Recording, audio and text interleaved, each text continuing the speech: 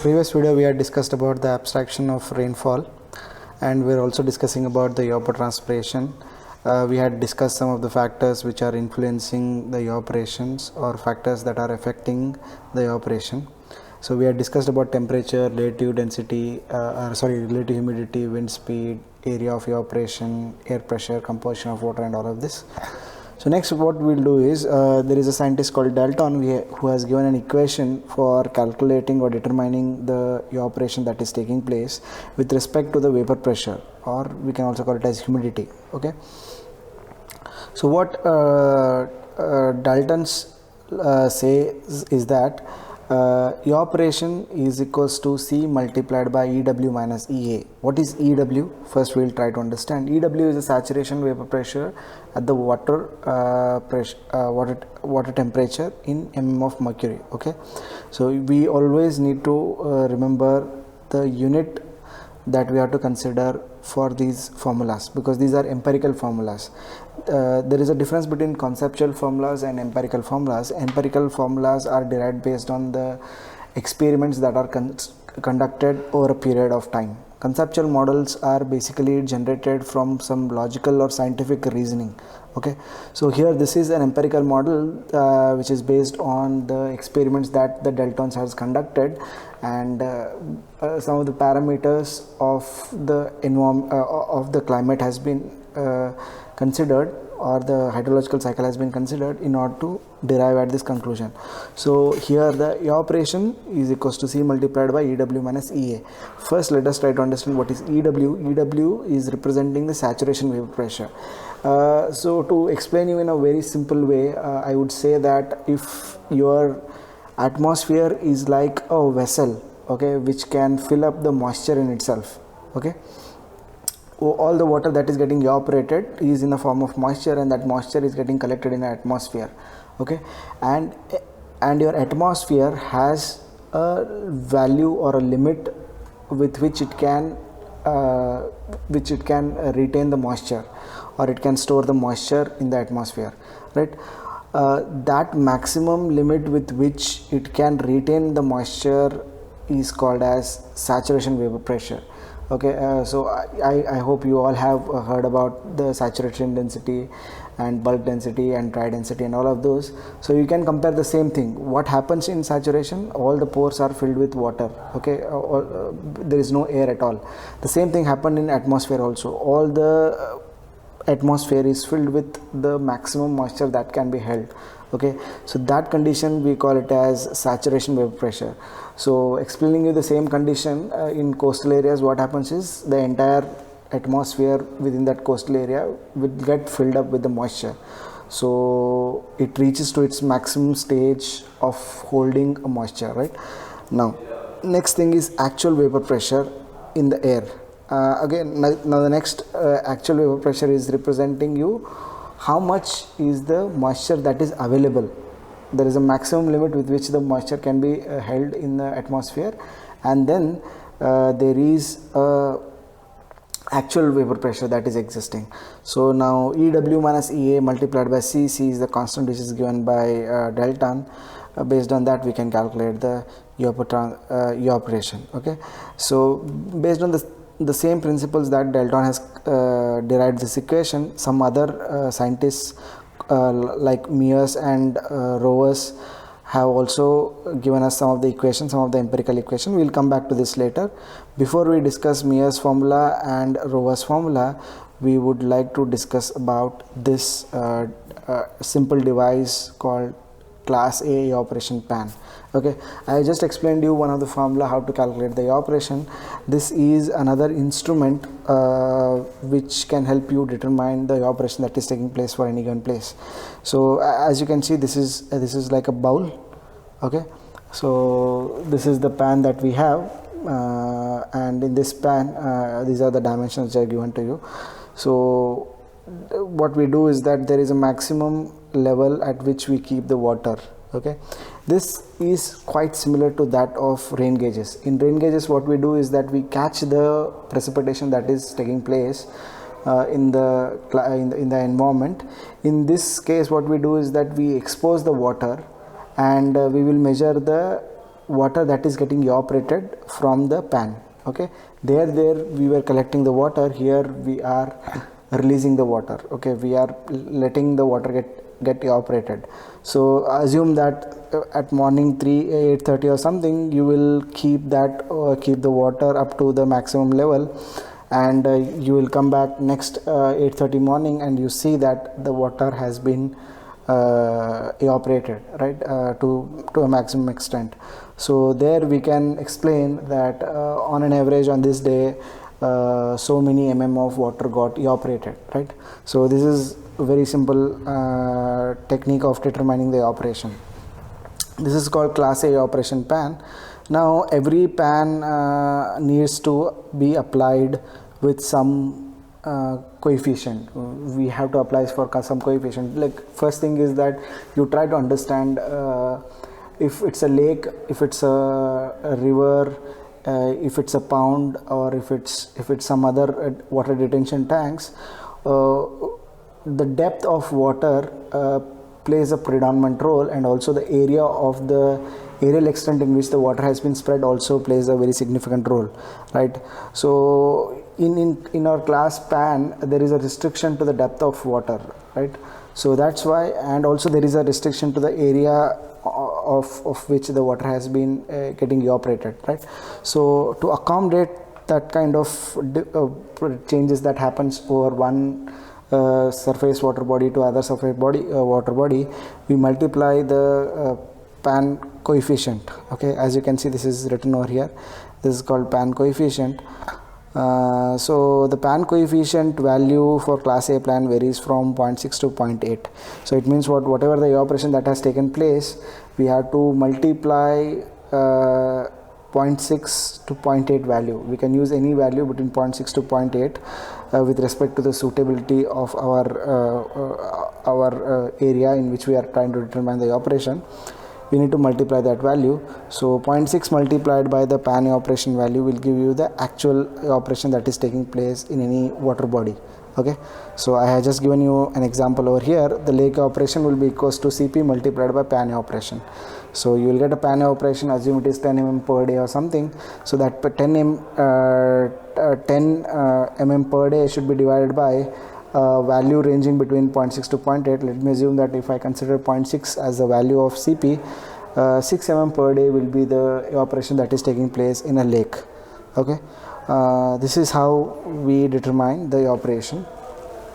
Next is the equations that are given by Mears formula and Rover's formula.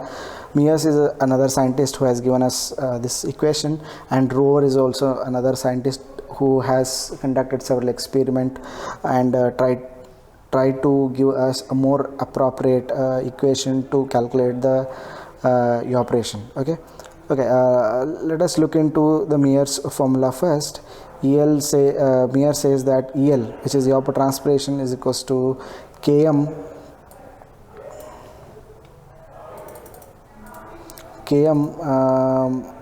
multiplied by EW minus EA into bracket 1 plus U9 divided by 16. Okay, we already know what is EW and EA. Okay, now there are other two unknowns that we do not know, is Km and U19. Okay, so U19 is representing the wind speed at 9 meter from the ground. Okay, U9 is representing, U suffix 9 is representing the wind speed in kilometer per hour. Also remember the unit that is to be used, in kilometer per hour, and which is measured 9 meter from the ground level. Okay, EW, you know, EW is representing the saturation vapor pressure. EA, you know, EA is representing the actual vapor pressure, and from you can understand that this is something which we already observed in Dalton's equation. Dalton says that it is EW minus EA, right? So Km is representing the coefficient accounting various other factors, right? So let us go back to all the factors that we had considered. What are the factors that we considered? Vapor pressure is one of the factor. Next, temperature is there. Then wind speed is there. Then the areal extent of the flow, and what do you say, like the quality of the water, These are all the different parameters. All these factors enable the evaporation, right? So in the previous Dalton's equation, we had considered only vapor pressure or humidity as the important or prime factor in determining the evaporation.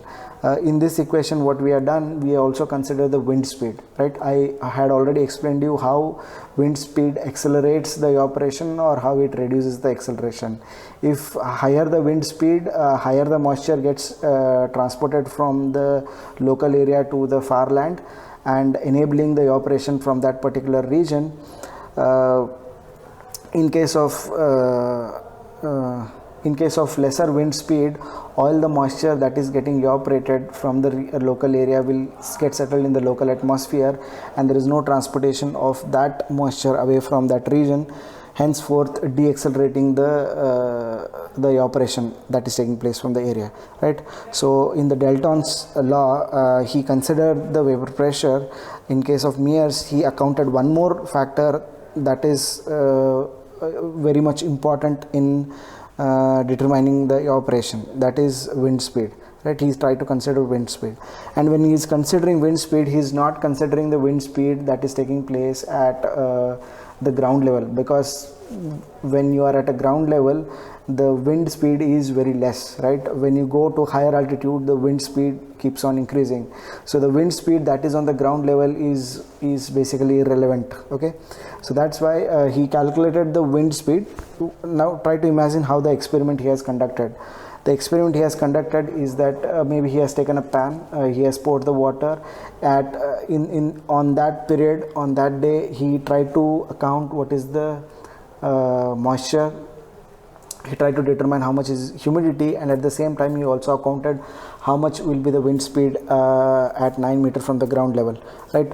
After several permutation and combination, several experiments, he has given us this equation.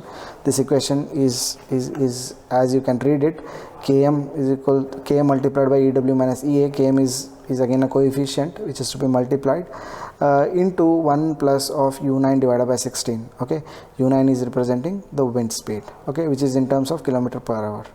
Okay, this is what your Mears equation is. Similarly, a Rovers is another scientist who has given you this equation. So EL, evapotranspiration, is equals to 0.771 into bracket 1.465 minus 0.000732 multiplied by PA. PA, as you know, in fluid mechanics we had discussed about it. PA means what? Atmospheric pressure. Okay, so I hope you all remember the atmospheric pressure. Into bracket 0.44 plus 0.0733 U naught. Okay, U naught into bracket EW minus EA. Okay, again this EW minus EA is there, which is your vapor pressure, and PA is representing the atmospheric pressure, U naught is representing the velocity. Now we will see how he conducted the experiment. U naught is the mean wind velocity in kilometer per hour at ground level, which can be taken to be velocity at 0.6 meter height above the ground. The wind velocity can be assumed to follow 1/7 power law. Okay, so if you want to calculate the wind speed at any height, what you need to do is C into H raised to 1/7. Okay, so this is another equation to calculate the wind speed at any given elevation. Now this rover tells you that you have to determine wind speed at 0.6 meter height from the ground, whereas Mears says that you need to determine how much is the wind speed at 9 meters from the ground, right? So both have conducted a different set of experiments, and they have considered different parameters while determining the evaporation also.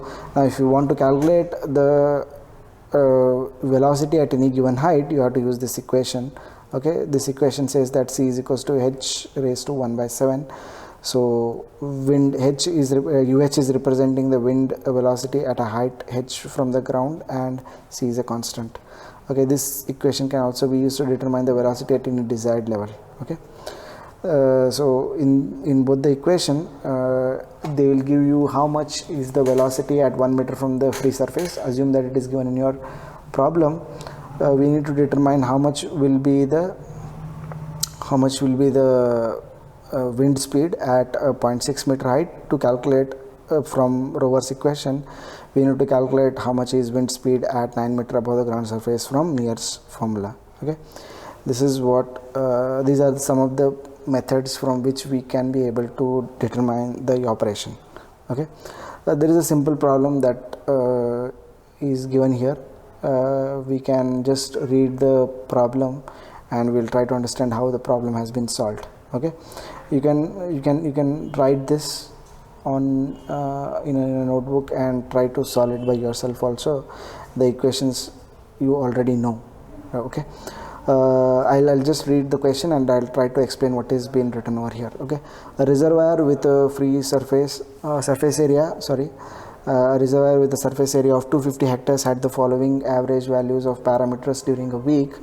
Water temperature is equals to 20 degrees Celsius, the relative humidity 40%, wind velocity at 1 meter above the ground is 16 km per hour. Estimate the average daily operation from the lake and volume of water evaporated from the lake during the last 1 week. Okay, see here, he has given you what is the surface area in which the operation is taking place, which is 250 hectares. Now the following parameters are given to you. Temperature is 20 degrees Celsius, the relative humidity is 40%. Okay, we will come back to this, what is relative humidity. Okay, wind velocity is at 1 meter, so at 1 meter height from the ground is 16 km per hour. So we can write u1 is equals to 16 km per hour. Similarly, we can calculate for u9, and when you are calculating by Mears formula, if you are calculating by rovers, you can calculate the velocity at 0.6. So what we need to do is that we need to multiply over here in this equation. So assume you are calculating for u9, right? u9 you are calculating. Let us first assume that u1, okay, u1 is equals to c into h raised to 1 by 7, which is equals to 16 km per hour. So here he has tried to determine how much will be the value of c. Okay, so this equation is basically helping you understand what is the c value. Okay, now once you calculate the c value, you can solve for u9. Okay, u9 is equals to u1 into 9 raised to 1 by 7. Like this, he has determined you what is u9, okay, which is equals to 21.9 km per hour. So once you calculate this, now going to, okay, he has not given you how much is EW. I hope there is something missing in this question. Assume EW is equals to 17.54 mm of Hg. So when I say it is a relative humidity of 40%, so you can say that the actual vapor pressure is 40% of that of saturation vapor pressure. So saturation vapor pressure is 17.54 mm of Hg. We are assuming this now. Okay, so 0.4 multiplied by 17.54 is 7.02 mm of Hg. Now we have EW and EA. We can use the Mears formula. In the Mears formula, you can substitute the values of EW and EA and U19, and you can determine how much is the evaporation that is taking place in mm per day. Okay, so once you determine how much is the evaporation, we need to multiply for 1 week, right? So we have only calculated for 1 day. So multiplying 7 with this value, and we can calculate how much is the volume of water that gets evaporated in a week or in 7 days. So this is the volume of water that is getting evaporated from that particular region. Okay, this is how you can use you can calculate the evaporation from the Mears formula. Okay, now going to another abstraction which is called transpiration and evapotranspiration. I have already explained you what is transpiration is. Transpiration is basically the water that is consumed by the plant for the growth, and then the same water that is getting relieved in the atmosphere, or the water that is getting transferred to atmosphere from the tree. is called transpiration, right? What is evapotranspiration is, as I told you earlier, the soil also holds some amount of moisture or some amount of rainfall, and the water that is getting evaporated from the soil is combined with the water that is getting transported by the trees. So combining these two, we call it as evapotranspiration. When I speak about evaporation, I'm basically speaking about the evaporation that is taking place in water bodies, but when I talk about evapotranspiration, I'm talking about the evaporation that is taking from the soil and the trees. Okay, so this is what evaporation and evapotranspiration. Okay, now let us try to briefly understand the factors that are influencing the evapotranspiration. There are some of the factors which remain common in both evaporation and evapotranspiration. All the climatological factors that I have explained earlier in evaporation are the factors which will remain same here also. Like for example, vapor pressure is there, or the humidity will be one of the most predominant factors which is influencing the evaporation. So the same factor will be influencing the evapotranspiration also. Next is temperature, like sunshine hours, wind speed, all of this will remain same. These are all the factors which are influencing.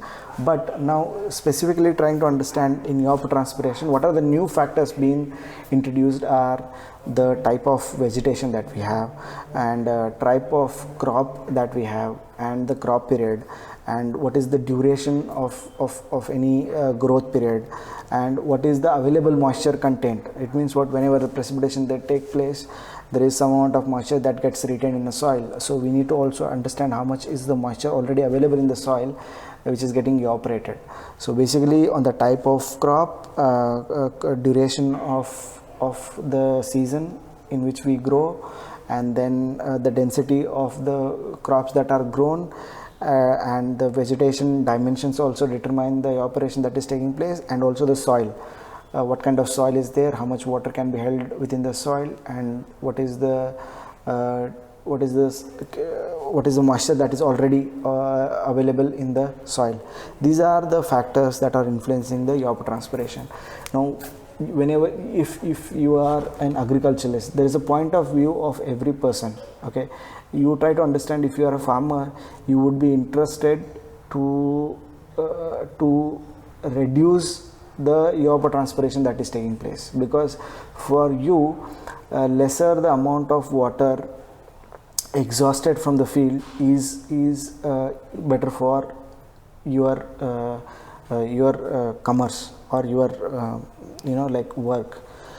So here evapotranspiration is basically explaining you the amount of water that is consumed for a growth of any given crop.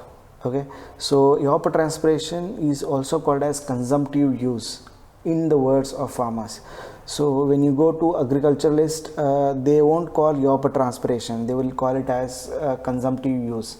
Okay, so for hydrologist, evapotranspiration may be an abstraction, but for farmers point of view, it's not abstraction, it is consumptive use. Okay, in future also, whenever we are calculating the demand of water from for agricultural purpose or irrigation purpose, we will call evapotranspiration as consumptive use. Okay, right. So there are many methods in which we can calculate the evapotranspiration. One is Lessimeter, Class A Pan method is there, Penman method is there, Hargreaves method is there, Banley and Curdle method is there.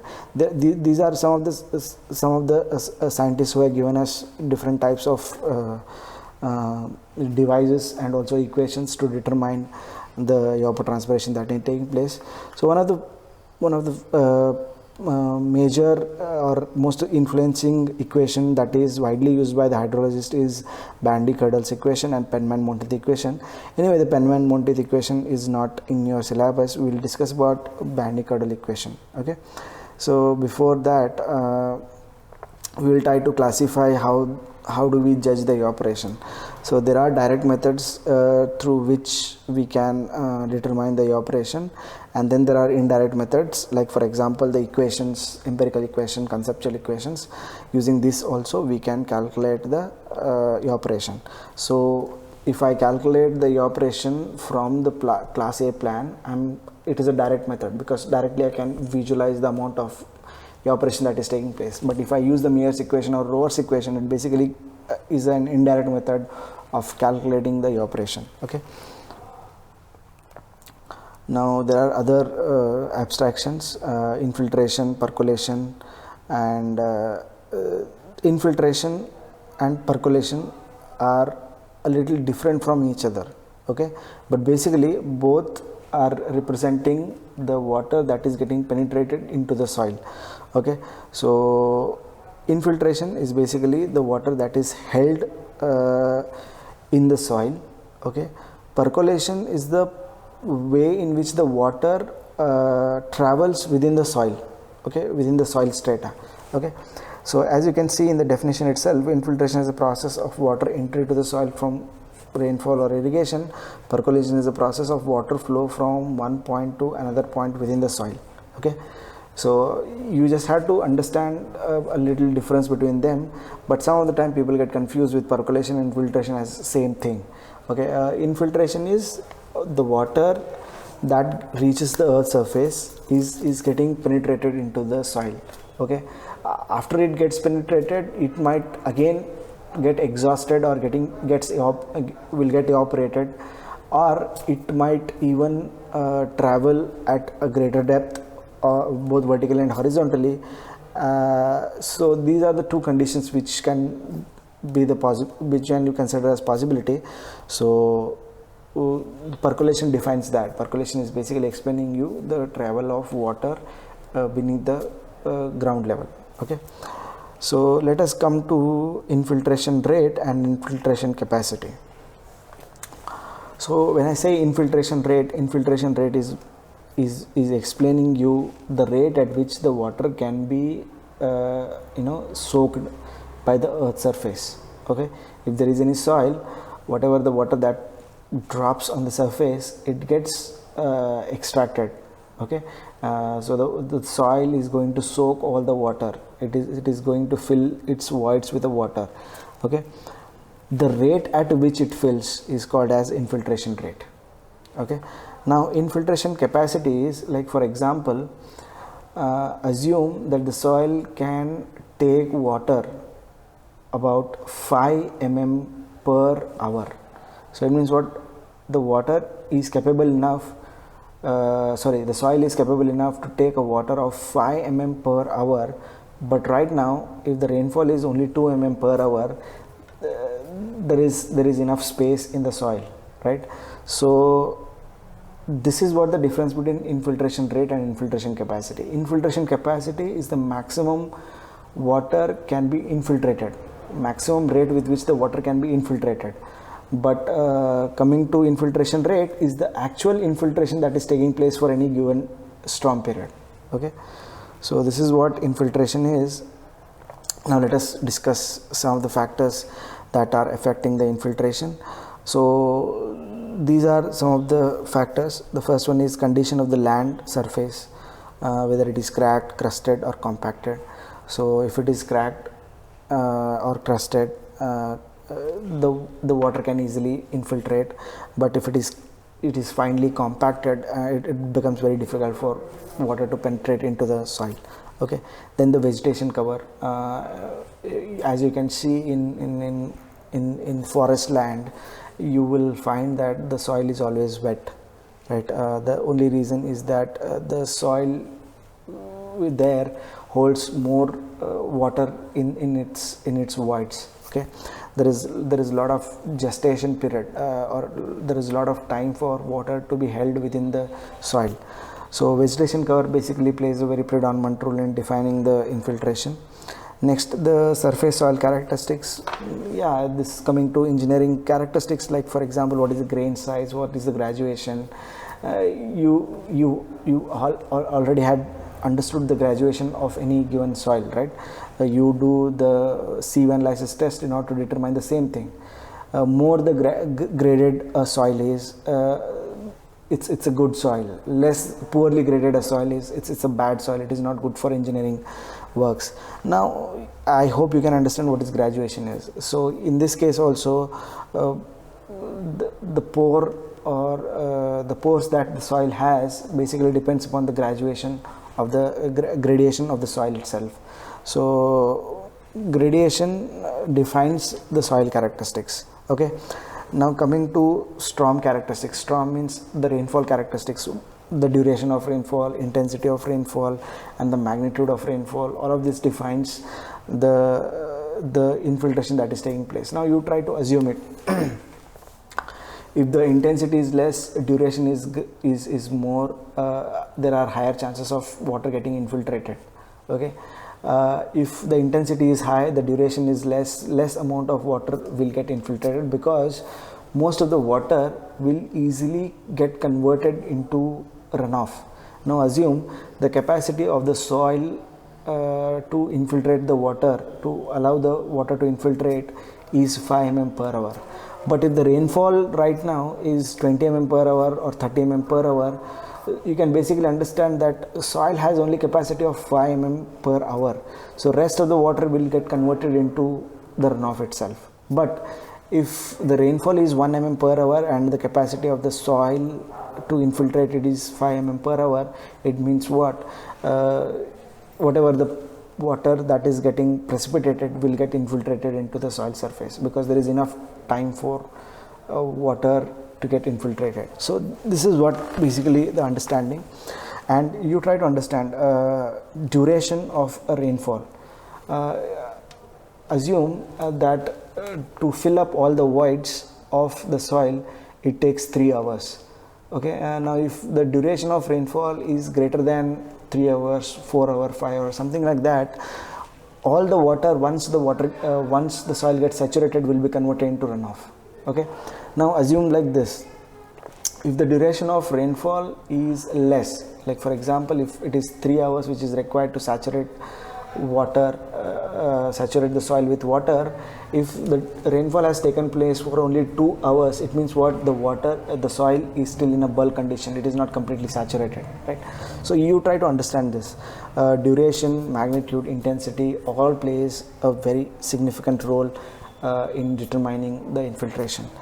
Next is the surface soil, water temperature, chemical properties of water and soil. These are some of the factors that are influencing the infiltration. Okay, as you can see, this is a chart which is explaining you with respect to different kind of soil, how much is the water that gets accumulated, or the maximum infiltration that can take place. Now you can see this is the clay soil. Clay, as you know, has got very less amount of voids. Okay, so nearly around 180 minutes it took, and it could only retain around 50 mm of water. Okay, now as you go to silty, sandy loam, pasture and mulch, and sandy loam, gravelly, sandy loam, these are different types of soil. You already know the classification of soil. If it's a sandy loam and wheat is grown in that particular place, you can see that there is a less amount of water that is getting accumulated over the duration. Okay, if it is gravelly, sandy loam, you can see that within the short period of time it has accumulated this much of water. So basically this chart explains you the infiltration, the maximum infiltration that can take place in different types of soil. Okay, so you can see in this particular graph how the infiltration rate behaves for crusted. If it is crusted or it's useless area, there initially there is a high infiltration rate, but suddenly it gets reduced because it doesn't have any space to fill the water, right? After then it gets constant. Okay, in cultivated area, as you see, there is a higher vegetation. Because of vegetation, more amount of water gets infiltrated into the soil. So you can see that this is the curve which is representing the infiltration that is taking place in the cultivated area. And if it is grass, okay, we all know that grass holds a good amount of water, and grass can help water to infiltrate into the soil, right? So you can see with respect to different land use conditions how the infiltration will take place. Okay, anyhow, this is about the infiltration, evapotranspiration and evaporation. In the coming classes we will discuss about how to measure the infiltration, what are the various methods through which we can determine the infiltration, and there are several indices which can be helpful for us to determine the infiltration. Okay, anyhow, coming to the syllabus, we almost completed around one module and 40% of the second module. Okay, so this will be your internals. Okay, and one more video I will upload. Whatever the topics that are discussed in the next video will also be considered for your first internal. Okay, so if you have any doubt regarding this, you can message me. Okay.